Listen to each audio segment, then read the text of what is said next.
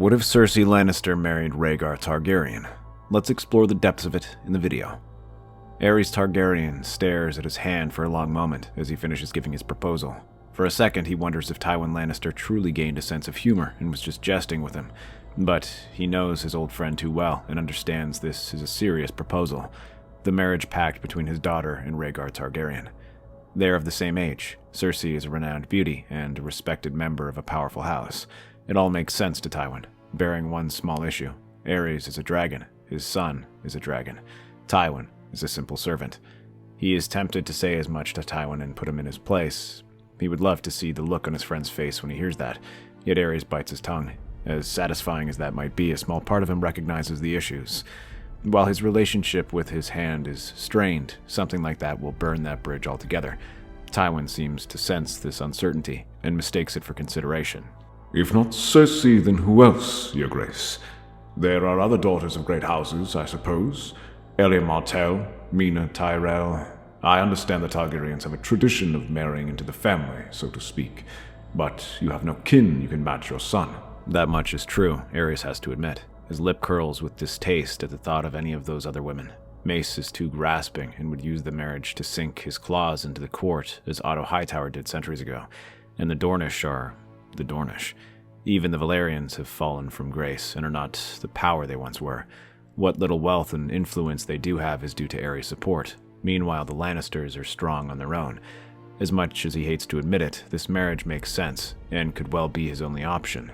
With a long-drawn breath, Aerys lifts his head up. Very well, Lord Tywin. You make some strong points regarding the situation. I suppose I cannot see an issue with this matter. I will consider this proposal. Tywin thanks the king for his time, but feels a deep sense of satisfaction. He knows when Aerys says that it means that he is intrigued by the prospect and will all but accept it.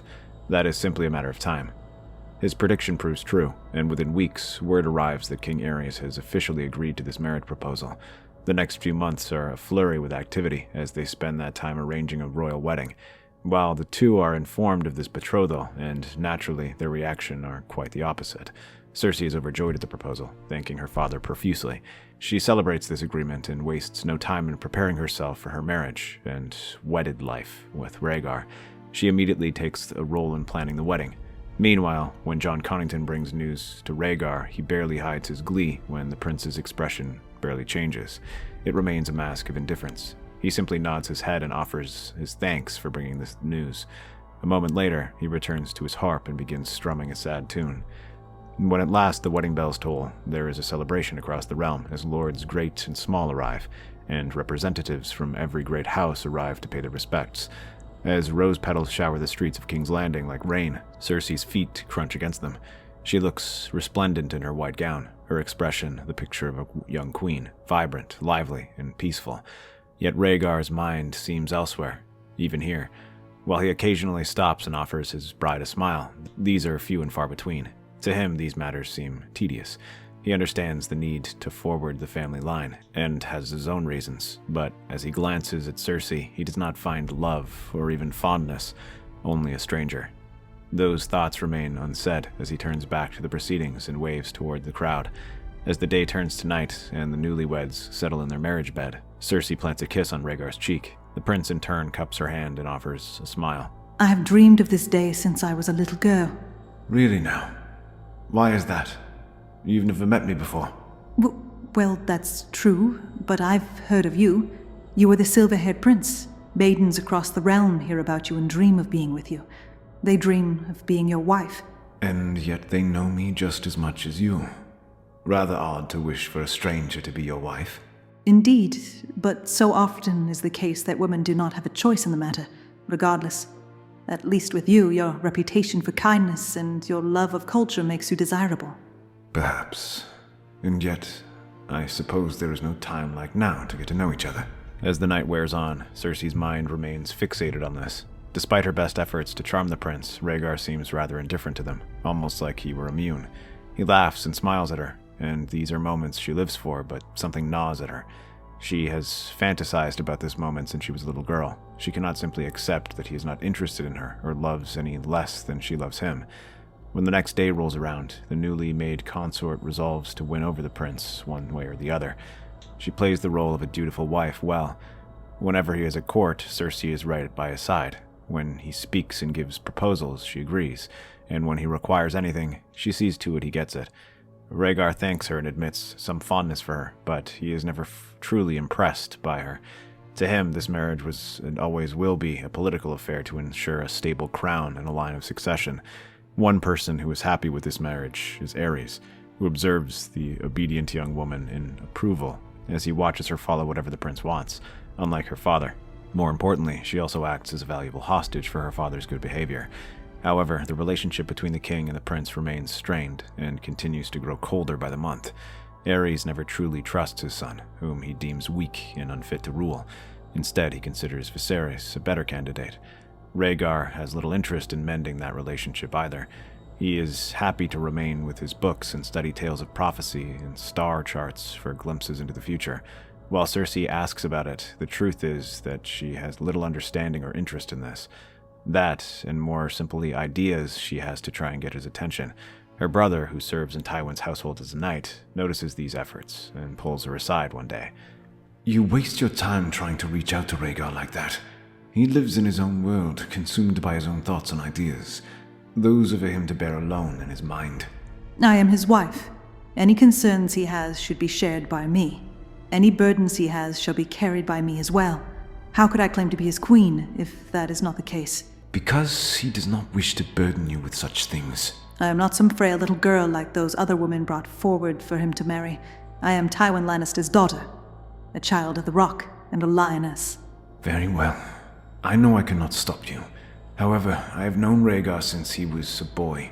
His detachment is part of his charm, as is everything else. It is not something he's keen on letting go. Despite his warnings, Cersei continues to pursue Rhaegar. She urges him to share his burdens. She pleads with him that they are partners and share their worries as much as their power. Yet, secretly, she also spends as many nights visiting Jaime. Though she still fantasizes about the silver-haired prince, Jaime is the person always there and waiting for her, and she cannot bring herself to ignore that. When he offers for them to continue their old relationship, she readily agrees. This affair begins within the halls of the Red Keep, in the shadow of Rhaegar's chamber, and in isolated hallways. But as Jaime returns to his duty and Cersei to her husband, she does not stop asking about what is on his mind. Finally, one night, the prince relents and admits that he sees this marriage as one meant to forward the Targaryen bloodline. He says that so much depends on their being able to have a child. Cersei readily agrees, and not long after, she is impregnated. 9 months later, a child is born, with hair spun like gold and bright green eyes. Many claim that he has Lannister hair, but Targaryen features. The consort proudly proclaims her child Aegon, and most are happy to accept a royal heir. However, Rhaegar narrows his eyes and looks at the child suspiciously. Though many think he only has eyes for books, he is not nearly as blind as others believe. When he glances at the boy, he suspects he is not the father. While he never says anything, he now keeps close watch on Cersei to see what she does. However, this also means paying more attention to her, which is what the consort wants. Yet when Rhaegar follows her, it is with an intensity she never expected before. From being passive and unassuming, he now insists on accompanying her as much as possible. At first, she is pleased with the attention he lavishes on her, but soon finds herself growing rather unnerved by it. This is in part thanks to Varys, who also notices the strange look of the baby and the closeness the two Lannister siblings share. He keeps them watched, observing how they visit each other late at night, and whenever Rhaegar is out of the city or too busy to attend to his wife, Cersei always visits her brother. Yet Varys is always there and brings these reports to the prince. At first, he has trouble believing such rumors, insisting they must be exaggerations and pointing out that they have always been close as siblings. There is no reason for that to change now that they have grown up. What am I to do with this information, Lord Varys? You expect me to confront my wife over this matter? Or Sir Jaime, a man who I consider a friend? I suggest nothing of the sort, Your Grace. My role is to provide you with the whispers I find. What you do with them is entirely up to you. However, you are correct. It may very well be nothing more than rumors. Siblings are simply close, after all. The Targaryens would understand that better than anyone. Lord Varys, I resent that implication.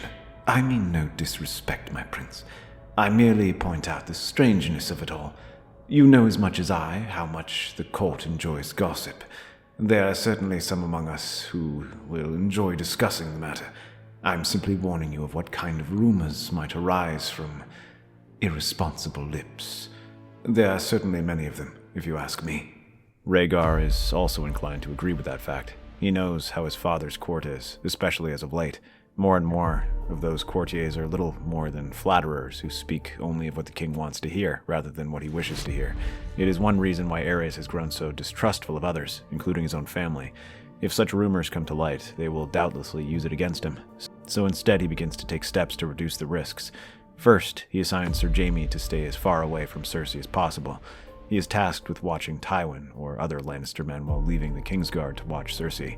When possible, he has Jaime sent out of the capital to assist Tywin.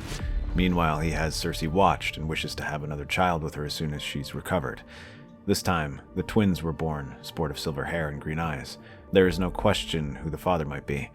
For a time, things seem to calm down as Rhaegar relaxes and returns his focus to his books, specifically the prophecy of the prince who was promised. Yet as he consults these legends, he comes to believe that this requires 3 children, representing the 3 heads of the House Targaryen. Though the twins are without question, Rhaegar still remains uncertain about his eldest, Aegon, and that doubt claws at his mind. For a moment, he questions whether this will affect the prophecy. At the same time, word begins to spread of a great tourney being organized by House Went in Harrenhal.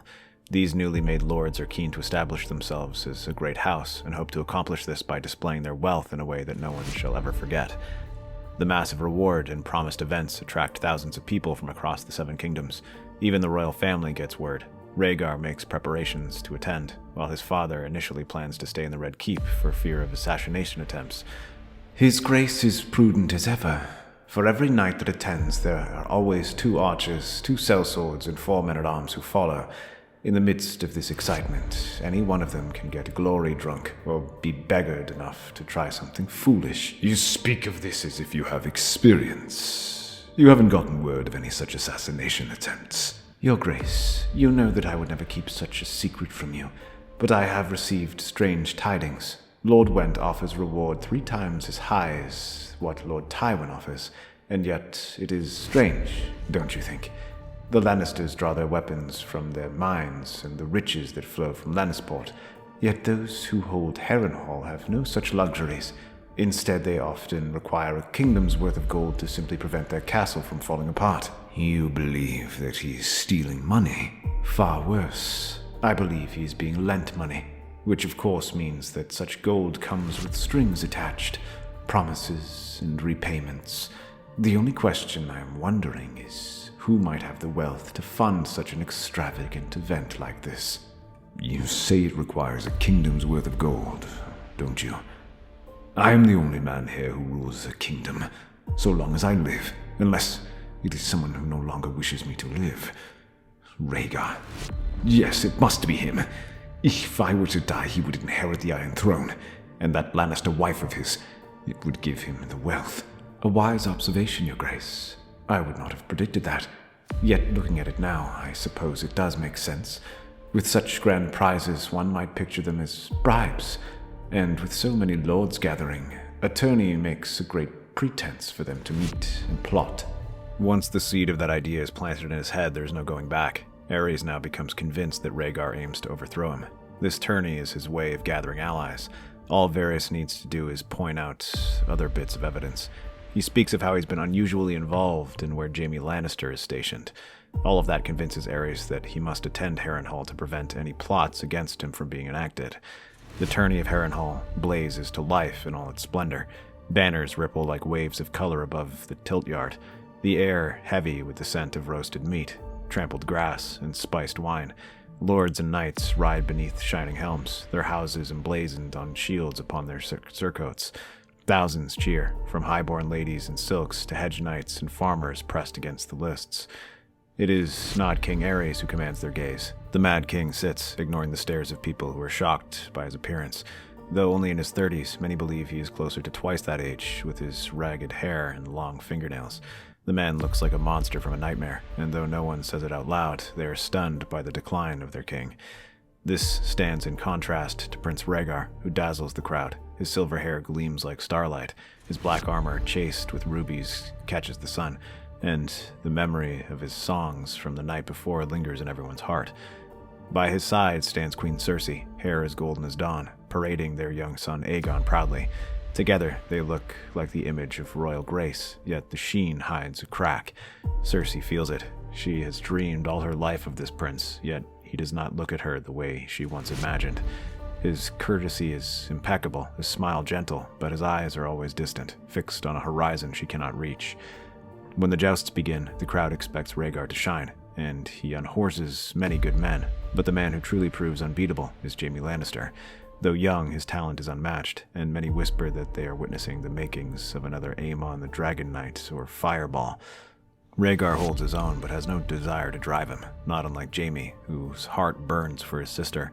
When at last the two meet in a great crash of wood, the Lannister knight forces himself to remain in his saddle and shoves his lance forward with all his strength, while Rhaegar loses his seat.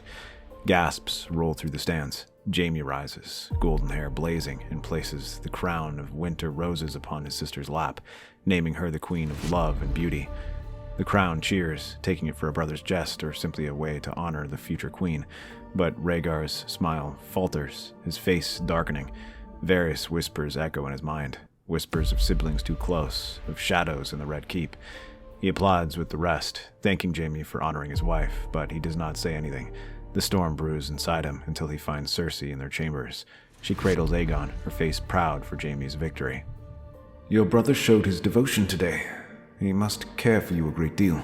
A brother's love, nothing more. There is no need for jealousy. Believe me, jealousy is the last emotion in my mind. It is a concern for him and a concern for you. Many think it's a jest and a plot, but even now they are talking in their cups about your closeness, about whether it might be more. You are the queen. It is a poor look. Suddenly, Cersei's hand hits the table with enough force to startle the prince. So now they care when they speak of rumors, and it affects your crown. I meant nothing like that. I only mean to warn you. Do you think I chose this? To be bound to a man who stares through me as though I am smoke?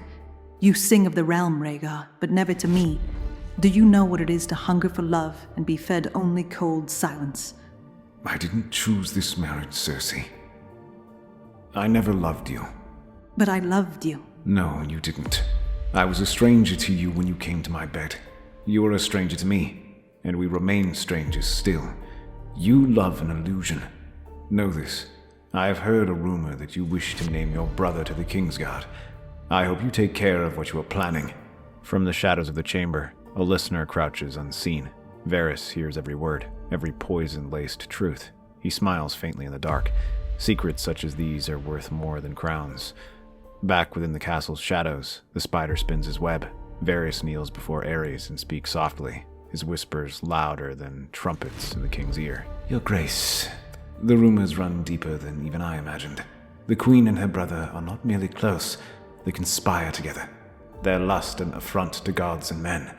And the child she bears, the child she hails as Rhaegar's heir, may not be dragon blood at all. They mock me. They mock dragons. I will burn them alive in this place. They will recall why Harrenhal is considered cursed. Patience, Your Grace. To strike now before all these lords would make a spectacle. They will rise up against you.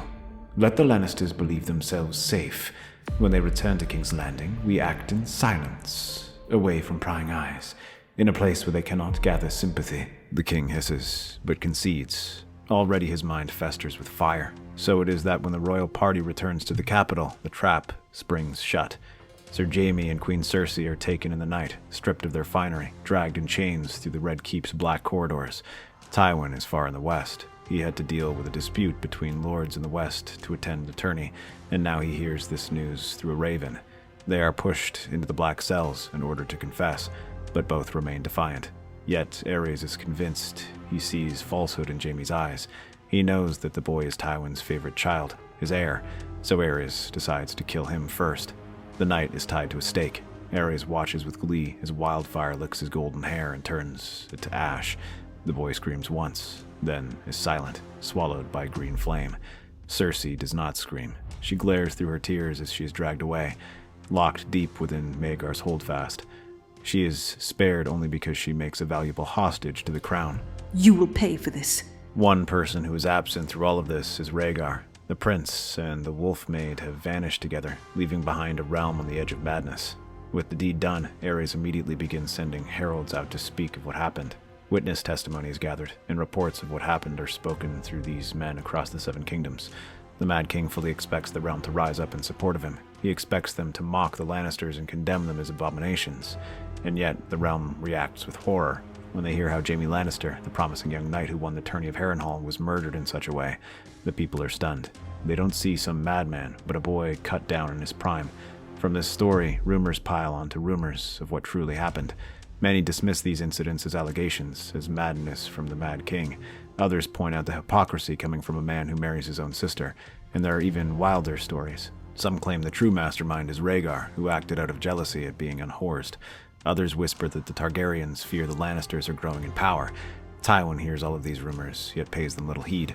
All he cares for is vengeance, and the desire to take revenge on the Mad King. With the realm horrified, Tywin jumps at the chance to begin gathering allies. He first reaches out to Rhaegar Stark, Lord of Winterfell, and requests his aid. The Northern Lord meets with Tywin and Moat Cailin to discuss a possible alliance. The realm's heart bleeds for you, my lord. You have my sympathies as well for what happened to your son, but that does not mean I shall join you in this war. You were wronged by the Mad King, but that is your fight, not mine. I have sworn an oath to serve him, and I cannot back down from that now. You swore an oath to serve that king who in turn shall protect you and rule fairly. Yet where is the protection and justice in burning men alive? Surely you do not believe these tales Aerys is spinning. I don't know. Should I? I can assure you that I have no idea where the Mad King came by such rumors. What proof does he have? One of his grandsons is a bit fairer than the others. Answer me this, Lord Rhaegar. Take one look at my other two grandchildren and ask yourself if they do not appear like Targaryens. All right. You made your point. Answer me this, Lord Rhaegar. If it were your daughter, Lyanna, taken by the Targaryens, would you not do everything to get her back? If Lyanna was taken, I would kill everyone in that throne room. Be that as it may, the fact remains that it is not Lyanna who was taken. I would still be fighting against my prince to serve my king. That is not something I can do lightly. So we've established my argument is sound in principle, and now we are merely haggling over price. Price? I know you, Lord Rhaegar. You have southern ambitions, and I am the man to realize them. Unless you truly believe it was Aerys who ran the Seven Kingdoms this last decade. You wish to know my ambitions? Very well then. The North has remained a backwater for too long. Little better than the Iron Islands. When winter comes, we are hit the hardest and must deal with the Ironborn. I intend to fix that. I want gold to build towns, to hire craftsmen and shipbuilders, and experts to cultivate the land, so my people do not starve every winter. And most of all, I want alliances. Then you shall know the Rock has much gold. I shall give you enough to build a fleet and a dozen towns, and if you help me avenge my son, I shall give you those alliances. The two men share a smile, and with that, a pact of wolves and lions is sealed. Slowly, Tywin begins to gather other alliances as well. With his pact with the Riverlands, Rickard convinces the Riverlands to rally around them as well. Robert, who is to marry Lyanna Stark, also joins this war effort. Seeing both his wards and his friend Rickard Stark riding off to war, Jon Arryn joins them. The Iron Islands opt for neutrality, as do the Martells, who have little love for the Mad King. This leaves only the Reach to fight alongside him. However, the tricky situation is regarding Cersei. She remains a hostage of the Mad King, making it impossible for Tywin to directly attack without risking her life. So instead, Tywin focuses his war west, attacking the Reach while sending a token force to the Eastern Army under the command of Rickard Stark. He marches a host of 10,000 men from the north, which joins forces with the Valemen and Riverfolk in the south. Meanwhile, Robert clashes with the Royalist armies in the Stormlands, preventing them from joining forces in the Reach under Mace Tyrell's command. As Rickard crosses the Twins, he finds his efforts in the Riverlands slowed down by the Royalist armies there. All across the Vale and Riverlands, even a few parts of the Westerlands, Royalist houses rise up to buy time for the army to form. Rhaegar remains in King's Landing, and is ordered to take part in the war effort against these rebels. He reluctantly takes command of the main Royalist army, gathering from the Crownland and Cracklaw Point levies and a few men sent from the Reach, while the Mad King and Varys draw up plans for reinforcements. He hurries north to the Riverlands, where he secures control of Harrenhal, thanks to many Riverlord houses in that area remaining loyal to him, like the Derrys, Wentz, and Rhaegars. From there, he begins to gather more troops so that he can confront the rebels in an open battle with equal odds. These efforts are slow going, as bit by bit, these royalist houses are crushed and brought into the rebel fold. In the north, Lord Rhaegar crushes anyone north of the Trident who bears the dragon banner, while Robert wins victory after victory in the Stormlands, turning all the remaining houses in the span of a month. The only thing that prevents him from crossing over and joining the rebels is Randall Tarley, who checks his advance and forces his army to scatter. However, it becomes clear that they will not get any more reinforcements, and Rhaegar reluctantly marches out. Being outnumbered by almost 10,000 men, the prince decides that speed and surprise are his only chance at success and decides to launch a forced march to ambush the rebel forces. From Harrenhal, he moves to confront Lord Rickard's army, which is camped just north in Fairmarket. He rides out and swiftly crosses the Red Fork without a problem. The few houses there are unable to hold him back, and this allows him to march through the countryside relatively unchallenged. The problem is the Green Fork, where the river folk are careful to keep lookouts, though the bulk of his forces are still rooting out the last of the royalists holding out in the House of Pages lands. However, a small scout force is positioned along the banks of the river, and they report Rhaegar's night crossing to Lord Rickard, who smirks and deploys Lord Belmore and a contingent of Valemen to hold them back. They are joined by Lord Blackwood and Sir Talhart, who lead a combined contingent to keep the crossing at bay. Suddenly, Rhaegar's army comes under heavy arrow fire as crossbow bolts rain down on them. Men scream and flounder in the water, many losing their footing and being swept up in the currents. Rhaegar shouts for his soldiers to remain calm and to raise their shields above their heads. He manages to restore some semblance of order and marches his men forward. Slowly, they continue to brave the arrow storm and reach the edge of the shore. However, they can barely even set foot on the dry land as the rivermen form a shield wall, and in other places, Vale cavalry smashes into their lines and drives these men back. It is a slaughter, and yet Rhaegar continues to make the push. Eventually, he manages to secure some positions along the shore, but only after suffering heavy losses. The prince himself cuts through the soldiers left and right, urging his men to follow after him. Even after 3 determined cavalry charges, they are unable to break him, and he secures his foothold, though only a third of his army crosses. The rest are either beaten back or floating in the river. He manages to fight a bit further, pressing forward with his smaller army and hurrying to capture several towns. He soon switches to a guerrilla warfare battle, driving the army back as he writes urgent letters to his father, telling him to send reinforcements. The answers arrive saying that fresh troops are on the way. Rhaegar manages to hold on, but just barely. He captures some minor castles and secures supplies from market towns, but these only keep his army alive. He comes no closer to actually defeating his enemy. In the end, when House Page is defeated, Lord Rickard finally turns his attention toward the troublesome prince. His son, Brandon, soon takes command of the vanguard, and he presses Rhaegar ferociously. His goal is to give the prince no opportunity to rest. As he presses Rhaegar, he slowly herds his army up north, leaving him trapped and forced to head west into the direction of the rest of the rebel armies until, at last, he has nowhere to go. The prince fights fiercely, cutting through many knights and trying to cut his way out, but in the end, his army is decimated, and he is captured, while John Connington escapes with the rest of his army. When Tywin hears of this, he personally rides out to confront Rhaegar, who is kept captive in Riverrun.